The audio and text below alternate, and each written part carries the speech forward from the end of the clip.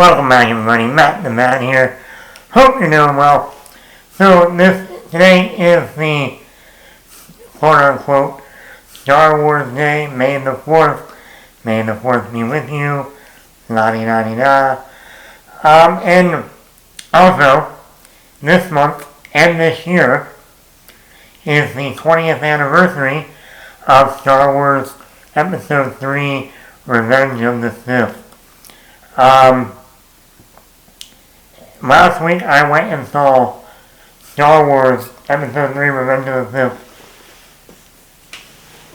back in the theater. I went and saw it again in the theater for its 20th anniversary. The first time it's been in the theater since 2005. And that was definitely a moment that I had to, while watching the movie, my mind went all the way back to 20 years ago when this movie first came out. It was all the hype, all the enthusiasm. Is George Lucas going to nail the end of this prequel trilogy? It came out in the last week of school. My brother was graduating high school from Milton, the old Milton High School, and I was ending my freshman year that year, and I went and saw it with my friend Reese, which 20 years later, last weekend, I went with my friend Reese again. So that's a whole nother, layer to all that. 20 years ago you saw this movie, 20 years later, you're seeing it with the same person you saw it 20 years ago with. Wow. And it's one of those movies. I've seen movies in the theater twice, that sort of thing. Actually, I saw Revenge of the Sith twice in the theater when it originally came out in 2005. I saw it that first week it came out, like I said, the last week of school. And then about 2 weeks later, once we were out of school and it was summer, I went and saw it again. And now seeing it last week, I have now seen Star Wars Revenge of the Sith 3 times in the movie theater. The only other movie I've seen that many times in a movie theater is that guy right there, Man of Steel. I saw Man of Steel 3 times in the theater, and that was 3 days in a row. That wasn't spanned out of a week later, 2 weeks later. No, it was Friday, Saturday, Sunday. A lot of Henry Cavill that weekend. And a lot of Amy Adams, which can't go wrong with Amy Adams. But anyway, so that's now I think, what movies have you seen the most in the theater? Star Wars and Superman. Exodus? Hey. And this is obviously the best movie in the prequels. It's the darkest movie in the prequels. This is the first Star Wars movie that got the PG-13 rating. All the other previous Star Wars movies were PG. The opening space battle is great. Something we haven't seen in the sequel trilogy. That's what happens when Disney takes over. Then the whole Count Dooku fight again, rematch. Anakin really starting to have those dark side intensities where we actually see him cut off the head of Count Dooku. I'm still surprised that they showed that in the movie. His head really getting cut off and rolling on the floor. I was like, ooh, yeah. Then obviously later on we got the whole, Anakin being persuaded by Palpatine.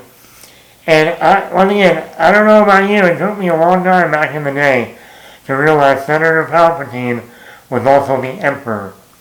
I don't know if I was the only one back when I was a kid that didn't realize that until this movie. Oh, he's the same guy. Wow. Okay. Who knew? But, obviously Ewan McGregor is excellent as Obi-Wan. even seeing the movie again last week, we get that famous line, "Hello there." And even then, I was cracking up, my friend was cracking up, the people in the theater were cracking up. And then you had the Obi-Wan and General Grievous fight. I know, that was another great fight. Like I think you had the opera scene. That was probably one of the most, in terms of just good dialogue, which you don't get that much in the prequels. And we get some awful dialogue from Anakin and Padme. "I love you." "No, I'm so in love with you." "No, I'm so in love with you." Shut up already! But the opera scene between Palpatine and Anakin is actually one of the best scenes in the film. And, you just see how, Palpatine is really persuading Anakin. I can save the ones you love, And, funny part about that scene is, back when I was a kid, I would always criticize this movie. Really, George? Really? Anakin became Darth Vader and went to the dark side just because he was in love with somebody? Really? The baddest motherfucker in the galaxy? And that's how he becomes Darth Vader? Because he loves Natalie Portman? I mean, don't get me wrong, it's Natalie Portman. I think most people will be like, okay, yeah, I'll come to the dark side. Yep, sure. But, when I was younger, I think, oh, that was stupid. That was the whole catalyst for him becoming Darth Vader? Really? But then you get older as an adult, and you look at that scene now and you go, yeah, I'm sure I've done some stuff. Now you'll be like, you did that for a girl? Really? Really? Not going to say the stuff that I've done, but it's completely changed my entire future. Anyway, and then of course we get to, the final third act, the act we've all been waiting for. Anakin finally turns to the dark side, and that last 45 minutes of that movie is just pure awesomeness. I mean, the Imperial March up to the Jedi Temple is one of the most iconic moments, with all the stormtroopers in the back and him just walking up the stairs and that marching music, and like, oh yes, here we go baby, here we go. And you just get that, and then the shot, like the overhead shot of him walking in, and it's like all dark, and that one path of light. Like, oh yeah! And then we get in there, and he gets in there, and then the young Jedi, the little Jedi, oh, Master Skywalker, what are we going to do? And he just pulls out that lightsaber, and you're like, oh my God, they're really going there. They're really going there. He's going to kill younglings to Mustafa. And just the whole scene of going back to when Palpatine, the whole scene with him finally anointing him, Anakin Skywalker, as Darth Vader. Oh my God.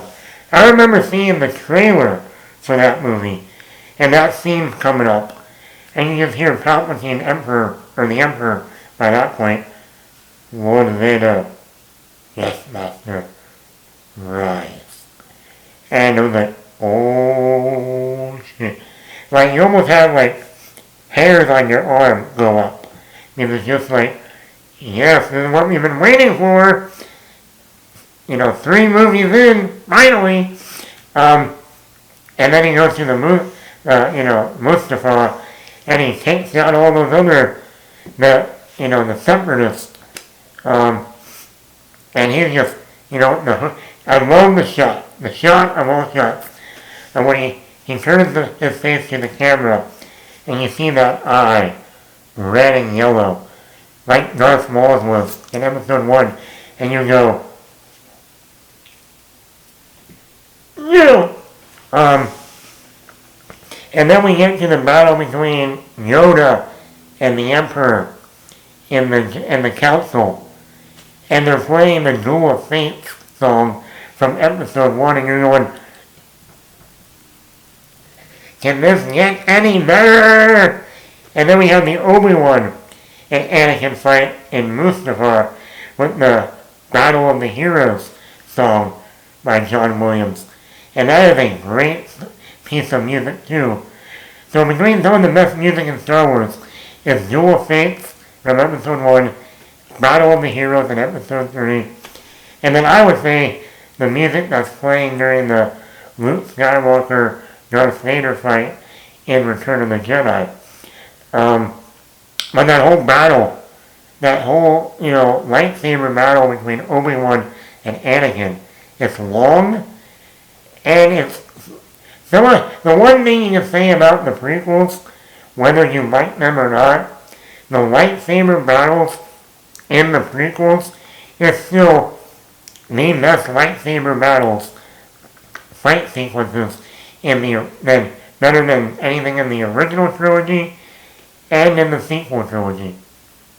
I gotta say, whether it's Darth Maul and Obi-Wan and Qui-Gon, episode 1, Count Dooku and Yoda, and Anakin and Obi-Wan in episode 2, or like I said, the Obi-Wan Anakin fight in episode 3.